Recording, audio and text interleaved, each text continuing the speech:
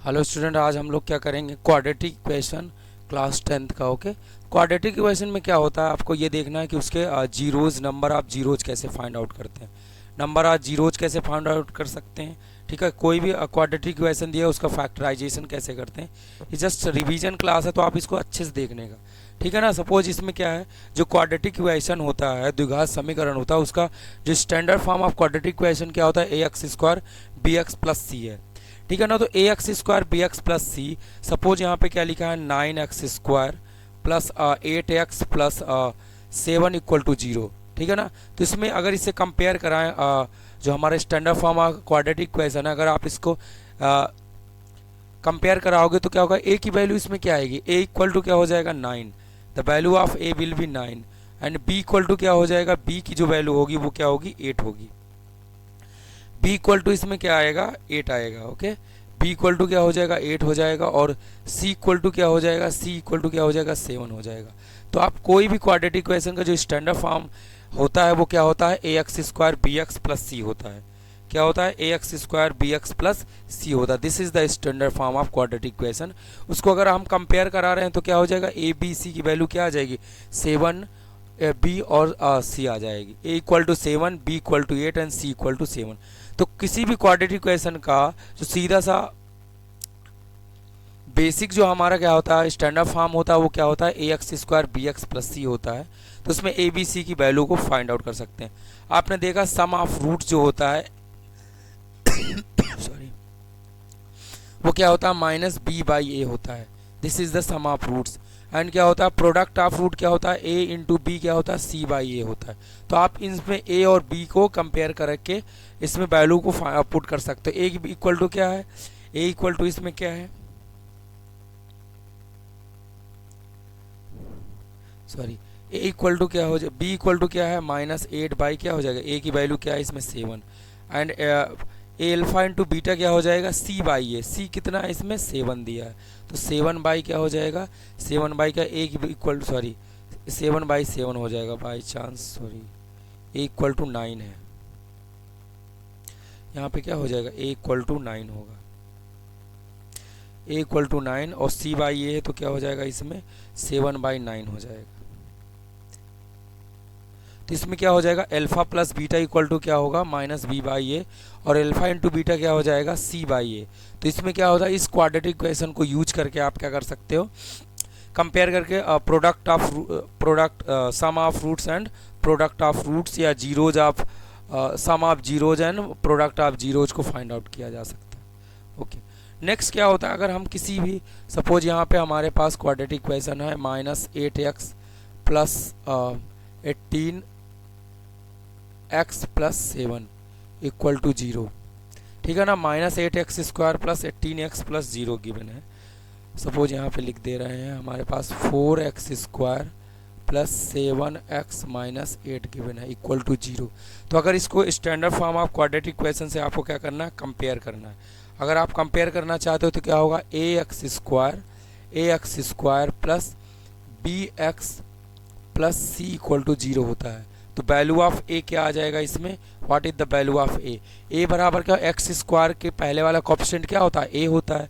तो ए equal to क्या हो जाएगा इसमें 4 आएगा। ओके, ए की the value of a will be 4। B equal to क्या होगा, बी इक्वल टू क्या हो जाएगा 7 हो जाएगा, क्योंकि एक्स का जो कोएफिशिएंट होता है उसी वही बी होता है। और सी इक्वल टू क्या होगा इसमें, सी इक्वल टू क्या हो जाएगा -8। तो आपको क्या मिल जाएगा यहाँ से, ए बी सी मिल जाएगा। ए बी सी आप ऐसे कंपेयर करा के ए बी सी को फाइंड आउट कर सकते हो।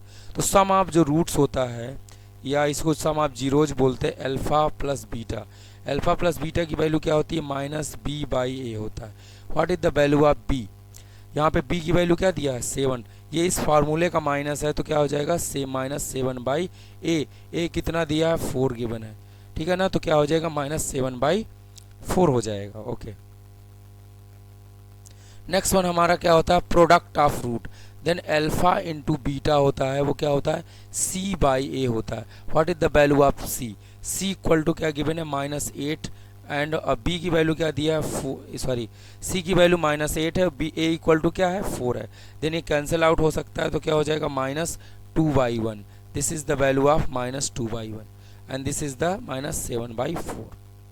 ओके। तो इसमें प्रोडक्ट ऑफ रूट्स हो गया और सॉरी सम ऑफ रूट्स हो गया और प्रोडक्ट ऑफ रूट्स।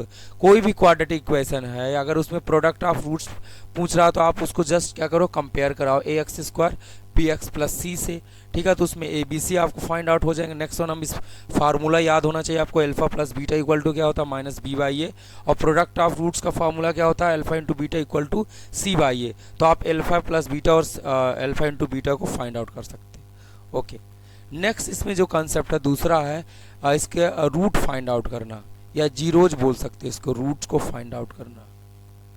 रूट्स कोई भी क्वाड्रेटिक इक्वेशन है, suppose a x square plus b x plus c equal to 0 given है, तो इसमें क्या होगा, दो रूट्स होंगे, एक अल्फा रूट होगा और एक दूसरा रूट बीटा रूट होगा, ठीक है। क्योंकि इसमें मैक्सिमम जो इसकी डिग्री है वो क्या है, 2 है। मैक्सिमम डिग्री है किस डिग्री का इक्वेशन है, क्वाड्रेटिक इक्वेशन है, तो इसकी मैक्सिमम डिग्री कितना 2 है। तो इसकी डिग्री 2 है, इसलिए इसमें जो x की वैल्यूज आएंगी वो क्या होंगी, 2 होंगी। अगर x की वैल्यूज को पता किया जाए तो इसमें क्या हो जाएंगे, x की वैल्यू 2 आएंगी, तो एक अल्फा होगी और एक दूसरी क्या हो जाएगी, बीटा हो जाएगा। अगर इसमें करना चाहे हमारा तो क्या होता है, सपोज करें यहाँ पे दिया x square plus 10x plus 25 equal to 0। हम इसके क्या निकालना चाहते हैं, रूट्स निकालना चाहते हैं, x की वैल्यूज निकालना चाहते हैं। इस भी इक्वेशन में क्या होंगी, x की जो वैल्यू होंगी वो क्या होंगी, 2 होंगी। क्यों, इसकी मैक्सिमम जो पावर है, जो इसकी डिग्री है वो क्या है, 2 है। तो x की दो वैल्यूज होंगी, x square plus 10x plus 25 में ये क्वाड्रेटिक इक्वेशन है, इसमें जो डिग्री है वो 2 है, इसलिए इसका जो मैक्सिमम जो x की वैल्यूज होंगी वो भी क्या हो जाएंगी, 2 आ जाएंगी। ओके, तो क्या हो जाएगा, एक्स स्क्वायर प्लस, आप अगर 25 का एलसीएम फाइंड आउट करो तो क्या हो जाएगा, 5 से करोगे 5 5 जा 25 एंड 5 1 जा 5, तो 5 इंटू 5, ओके, 5 इंटू 5 बिकम 25, और 5 प्लस 5 क्या हो जाएगा, इसमें 10 हो जाएगा।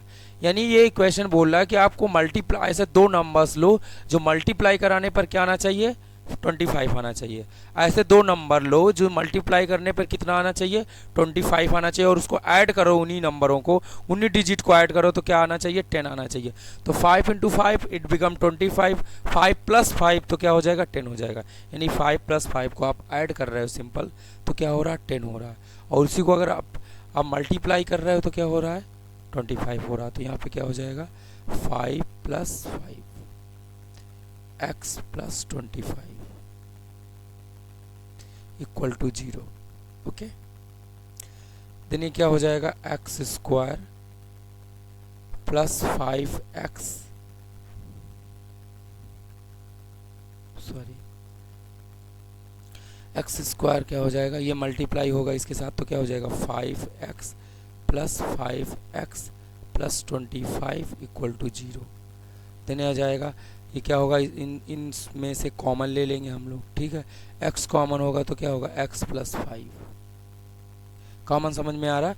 इन दोनों में से x को ले रहे हैं तो x प्लस 5 हो रहा है। यहाँ पे क्या लेंगे, कॉमन 5 लेंगे, तो यहाँ पे क्या आ जाएगा, x प्लस 5 हो जाएगा।